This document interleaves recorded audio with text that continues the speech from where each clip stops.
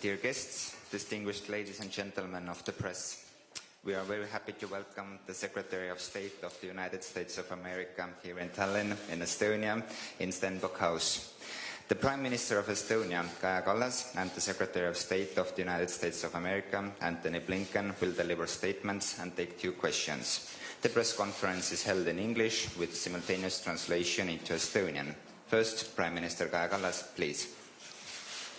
Thank you.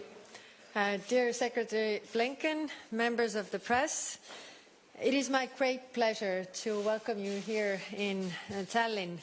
I've been closely following your work and I admire it greatly. I wish it could be under more pleasant circumstances, though. Our discussion today focused on the sharply deteriorated security situation in Europe, but also the need to adapt to the new reality, raising the cost of aggression to Russia and supporting Ukraine. Putin's war against Ukraine is an act of military aggression against an independent and sovereign state that wants to fulfill its European dream. We are standing here in the State Elders' Room, so the pictures you see around this room are of our state elders, the politicians that were running the country before the Soviet occupation. It reminds us of how valuable independence and freedom is, and it also reminds us that we have a very aggressive neighbor that we have suffered under.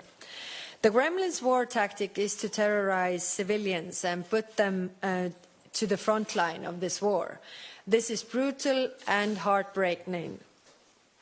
This tragedy demands first our continued and united support to Ukraine, political, humanitarian, economic, but also military. Second, our focus must be on full isolation of Russia from the free world. And third, we need to adapt to the new reality and also make changes in our own defense.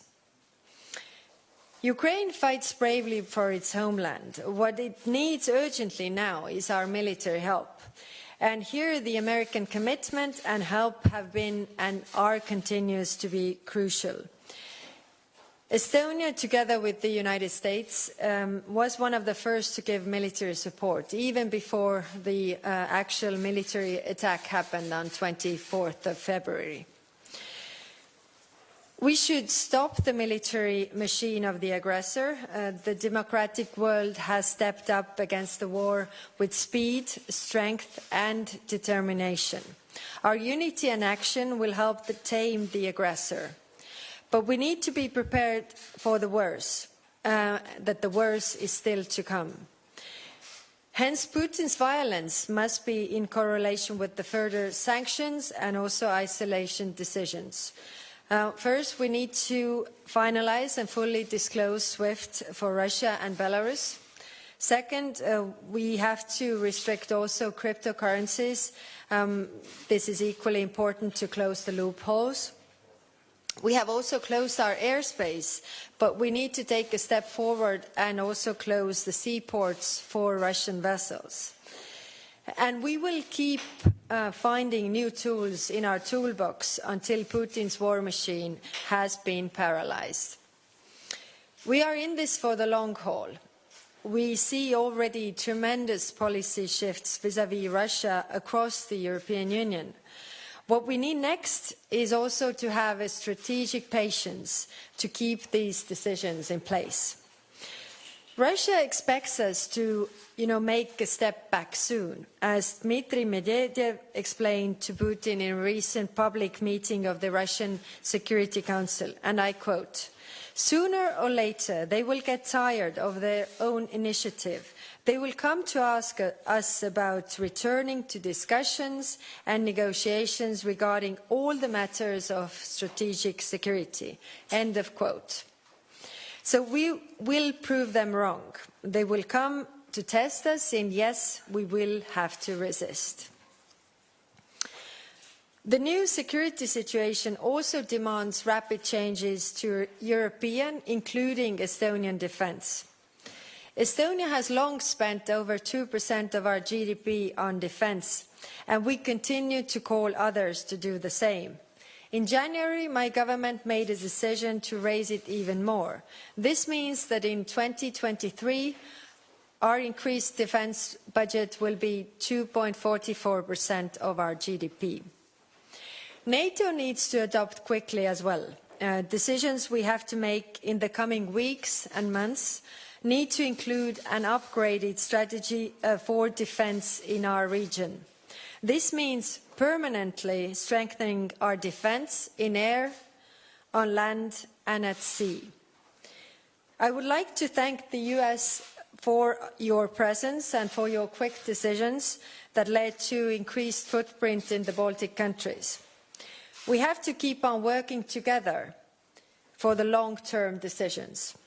That is why I also ask today to establish a permanent and meaningful NATO's forward defence in the Baltic region. In conclusion, I would like to thank you, Secretary Blinken, and the US administration for your heavy work, including intense consultations that you have had with us and our other allies in building the unity and within NATO. Our unity and scale of our joint decisions prove the strength of our democracies. Thank you. Thank you. Secretary of State Antony Blinken, please. First of all, good afternoon, everyone. And Prime Minister, thank you so much, not just for the warm welcome today, but for the very good conversation. I deeply appreciate your insights and admire your leadership. So thank you for today.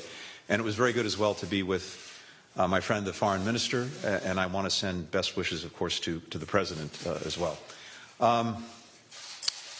It's great to be in Tallin as Secretary of State for the first time.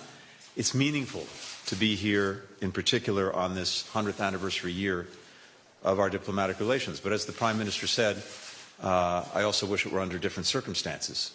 Together, over many months, as we saw the mounting likelihood of Russian aggression against Ukraine, we continue to hope for the best, but we prepared for the worst. And we have acted on all of those preparations, and I'll come to that in a minute. But over the past several days, at what is a critical moment for Ukraine, for Europe, and for the world, I've been engaged with allies and partners across the continent, in Brussels, NATO, the European Union, G7 meetings, in Poland, where I visited a refugee welcome center and stood with the Ukrainian Foreign Minister, Dmytro Kuleba, on Ukrainian soil, in Moldova, a country seeking further integration into Europe, and finally, the three Baltic nations, Lithuania, Latvia, and today, Estonia. At every stop, I've emphasized the core values that bring our countries together: democracy, the rule of law, a respect for sovereignty and territorial integrity, and the international rules-based order that helps maintain peace and security everywhere. And, as I said yesterday, in Lithuania and in Latvia, the people of Estonia, who lived through decades of Soviet occupation, understand in a profound way how wrong Russia's unprovoked and unjustified war in Ukraine is, how the world has to defend Ukraine's right to exist as a sovereign, democratic country, free to choose its own future. The numbers of killed and wounded civilians in Ukraine continue to rise. As of today, more than 1.7 million people have been forced to flee their own country. More than 800,000 people have become internally displaced within Ukraine. Many more people are trying to flee, but can't get out of besieged areas. There continue to be reports of shelling by Russian forces on agreed-upon humanitarian corridors. We continue to call on Russia to allow for humanitarian access on the ground, both for supplies for people who've been cut off from food, from water, from medicine, and for humanitarian organizations like the International Committee of the Red Cross that can negotiate true humanitarian corridors so that civilians can safely leave the country. Estonia and the United States, together with our allies and partners, will continue to stand with Ukraine. We're increasing our security assistance to strengthen Ukraine's capacity to defend itself. Working with our humanitarian partners on the ground, we're providing more aid to people who are still inside Ukraine, as well as those who've left. And we're raising the costs on the Kremlin and all who aid and abet its efforts in continuing this war of choice. Our administration is also working with Congress to see to it that we can do even more. President Biden's request for an additional $10 billion would enable us to surge security, humanitarian, and economic assistance where it's needed. For its part, Estonia has provided many kinds of assistance to Ukraine, including Javelin anti-tank missiles and howitzers, food and medical aid to the front lines, a pledge to welcome more than 10,000 refugees, if they choose to come here, into Estonian homes, into Estonian communities. And as everywhere we've been in the Baltics over this last day, we continue to see an outpouring of support for the Ukrainian people. We continue to see the yellow and blue on homes and buildings. And it's a powerful message of solidarity. And together, as the Prime Minister said, Estonia and the United States are bolstering our shared security and shared defense. As President Biden said, we will defend every inch of NATO territory with the full force of our collective power. Our commitment to Article 5 is ironclad. An attack on one would be an attack on all. We and our NATO allies are prepared to meet any threat coming in our direction from wherever it comes. NATO activated our defense plans for the eastern flank for the first time in its history in response to Russia's aggression, giving the Supreme Allied Commander of Europe the authority to deploy NATO response forces as needed. Many allies have increased their troop presence and contributed additional equipment and capabilities. President Biden ordered the deployment of an additional 7,000 U.S. troops to Europe and moved forces already in Europe to NATO's eastern flank.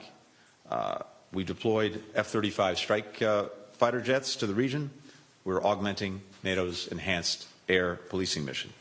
And we're working with Estonia and Baltic neighbors on cybersecurity, on energy security, which are also critically important to our shared security. Over the past 30 years, the Baltics have formed a democratic wall that's now standing against the tide of authoritarianism that Moscow is seeking to push further into Europe. Estonia has become one of the most advanced digital societies in the world, with a strong free press, a business culture fueled by innovation, citizens empowered to do everything from voting to getting a passport online. What a comparison to Moscow, which viciously targets journalists and floods the internet and airwaves with disinformation, both around the world and at home. Many people in Russia have no idea what their government is doing right now in Ukraine. They think they're liberating Ukraine, not destroying it. Moscow has banned Facebook and Twitter to make it easier to sell its lies. One of the weak points of autocracies is that they rely on total control of information. So, we'll continue our efforts to counter Russian disinformation and expose the true costs of this war to the Russian people, both the profound costs to Ukraine and the Ukrainian people, and the costs to Russian people themselves, which are mounting every single day. The ruble is cratered. MasterCard, Visa, Apple Pay have shut down. Dozens of leading companies, from Nike to Coca-Cola, FedEx to Spotify, Netflix to Toyota, have exited the country. President Putin is making Russia a pariah, destroying in the space of a week 30 years of international openness and opportunity. The Russian people are already feeling the effects of this in their everyday lives, and that will increase. We hope they can learn the truth about why this is happening. This is not the Russian people's war. It's not a war of liberation or whatever else they've been told. This is President Putin's war to subjugate a sovereign democratic country. And until he ends it, the world will hold him accountable. At this critical moment for democracy in Eastern Europe, it is all the more important that democracies like Estonia, all of the Baltics, continue to represent the better path and rise to the challenge of the moment. The United States will stand with you as you do. Today, I should note, is International Women's Day, and I'm very pleased to be in Estonia for it, because, as is very clearly being demonstrated right now, Estonia has remarkably strong leaders who are women, including its Prime Minister. including its foreign minister. And because of Estonia's commitment to closing the gender pay gap and advancing gender equality among other key metrics, it's leading the world in all of these areas. Today, we also think of the strength of women in Ukraine. Hundreds of thousands of Ukrainian women who've taken their children to safety in other countries, often leaving husbands behind, as well as many women who've joined the fight to protect the homeland themselves. The women of Ukraine embody the fortitude, the resilience, the courage of women everywhere. Thank you. Thank you. We are now at your disposal for questions. We will have 2 questions. Please state to whom the question is addressed to. Please use microphone. The first question by Tarmo Maiberg from Estonian National Broadcaster, please. Hi. First question to Mr. Blinken. Actually, a comment. Russia and the United States should return to the principle of peaceful coexistence like during the Cold War. Just a quote from Russian Foreign Minister. What do you think about that? And the second part is, in 2005, at the UN World Summit was adopted unanimously the responsibility to protect. It is an international norm that seeks to ensure that the international community never again fails to halt the mass atrocity crimes. Is United States with its allies failing to fulfill that promise when we're witnessing mass bombings in Ukraine, cities against civilians? And also to Prime Minister, what about Estonia's support embargo on Russia's oil and gas? Thank you. Peaceful coexistence has 2 words. The first is peaceful. And Russia is doing everything in its power to make a mockery of that word through its aggression on Ukraine. So, if Russia wants to engage in peaceful coexistence, which of course, in principle, we welcome, it needs to start by actually making good on the word peaceful and ending the war, the aggression that it is committing in Ukraine. It's pretty straightforward. Second, with regard to the responsibility to protect, we have been working together for many months, and we continue to do that to this very minute, to do just that, to do everything that we can to make sure that Ukrainians have the means to defend themselves against Russia's war of choice on Ukraine, as well as to help those in Ukraine who are suffering with humanitarian assistance, those outside of Ukraine who need support with the support they need. We've said for many, many months that if diplomacy did not succeed in diverting Russia from its course of aggression, and Russia pursued that aggression, we would respond, we'd be prepared to do so, and that's exactly what we've been doing, both with regard to helping Ukrainians and helping Ukraine defend itself, also imposing severe costs, some of which I alluded to earlier, on Russia, all with the purpose of ending Russia's aggression, ending the war, and indeed protecting the Ukrainian people. I think we brought tremendous resources to bear on this effort. We brought the world together in this effort. 141 countries stood up at the United Nations condemning the aggression and supporting Ukraine. And in the days and weeks ahead, working closely with our allies, we will step up the support that we're providing, the efforts to help Ukraine defend itself, and to support its people. Thank you. We have put in place very strong sanctions, and we are working on the 4th package in the European Union to come forward with additional sanctions. We are working together with our European allies, which means that everybody has to agree to those sanctions. And right now we are working on making the SWIFT apply to everything. We also are working on cryptocurrencies. There are several elements as well. What comes to a Russian oil and gas embargo, then of course different European countries are in a not equal amount dependent on Russian gas and oil, which means that if everybody has to be on board, then we also have to find alternatives to those countries. And it seems to me that Putin is also doing, pushing all the countries towards green transition, but it doesn't happen overnight.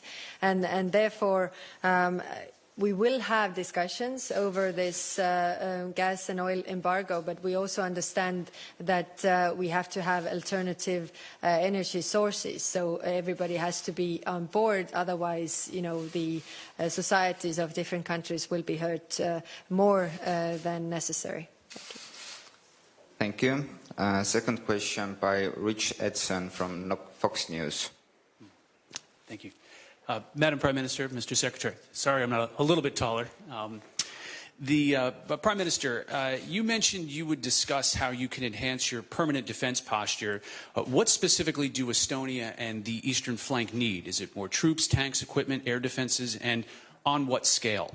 And Mr. Secretary, with the consideration of banning oil from Russia, are you working with companies? Shell, just a short while ago, announced it's phasing out Russia oil and gas purchases. Also, where is the world going to find and replace that energy? Can Iran and Venezuela be part of a solution? Should we expect energy prices to rise further as a result of any Russia oil ban? And separately, are you concerned Russia may obstruct progress in the Iran negotiations? Thank you. Thank you. The short answer to your question is everything. But longer answer is that we need different capabilities. We also need troops. We also need technology, and we also need everything to work together. What is the positive side of NATO is that we are in this collective defense alliance, which means that different allies also support our collective defense by different means. Some of them send troops, some technology, but it also has to all work together. So currently we are receiving different decisions from different allies, and we are also looking forward to concrete decisions by US, so that it would all play out. But considering that we are a border country to a very aggressive Russia, we need to enhance our defense posture. So far it has been deterrence posture, but we have to have it defense posture. What it means is that we have the troops, the capabilities, but also the practice of all of them working together, which means that we also need more military exercises on the ground, that we see that it all works. Thank you. Rich, thank you. A few things to addressing your questions. First, with regard to a potential oil embargo, an embargo on the importation of Russian oil. This is something, as I mentioned, that we have been discussing within the administration. The President discussed this as well yesterday when he had a call with the French President, British Prime Minister, and the German Chancellor, and something we're very much actively looking at. As a general proposition, we are working to maintain a steady global supply of energy and looking at various places where we can make sure that supply continues. And we're doing that, among other things, through our diplomatic efforts. And as this crisis continues, again, we want to make sure that energy is widely available.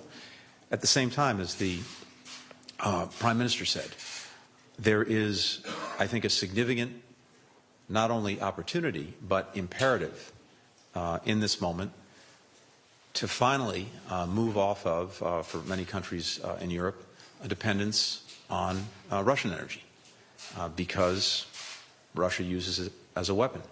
And we're seeing countries respond to that. We're working closely with them as they engage in those efforts.